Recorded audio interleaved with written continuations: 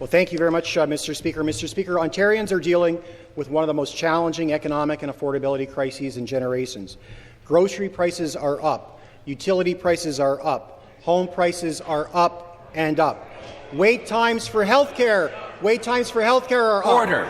The number of Ontarians, including 100,000 in the Premier's backyard of Etobicoke, without a family doctor, are up. At 1 million people, the number of Ontarians using a food bank is up. But that's not all, Mr. Speaker. Government spending is up. Government debt is up. Government tax collection is up and up. If the high-tax Tories are spending more than has ever been spent, borrowing more than has ever been borrowed, and taxing more than has ever been taxed, while Ontarians can't access emergency rooms because they're closed, don't have a family doctor and can't see one, and can't afford to buy their groceries, can the Premier explain if this is really what getting it done looks like?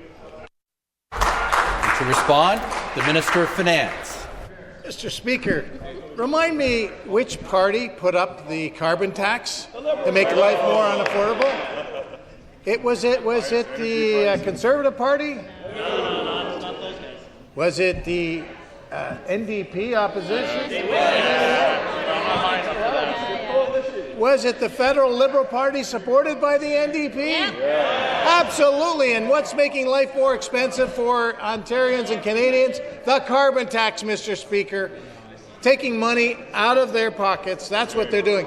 This government, on the other hand, that's something the previous Liberal government didn't do. They increased the debt to GDP. They increased the debt. Their credit ratings went down. The only difference between us and them is that our debt to GDP has improved, our interest expense has gone way down, and we got an upgrade from the credit rating agency, so we're doing it differently.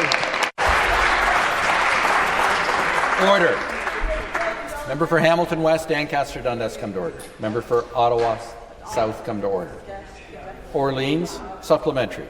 Thank you, Mr. Speaker. Well, the number of Ontarians using food banks and the number of Ontarians without a family doctor aren't the only things that are up. The number of Ontarians without a job is up. When the Premier was elected, unemployment rate was 5.9%. It's now 6.8%. Mr. Speaker, did you know that under this Premier, 130,000 more Ontarians are unemployed than when he was elected?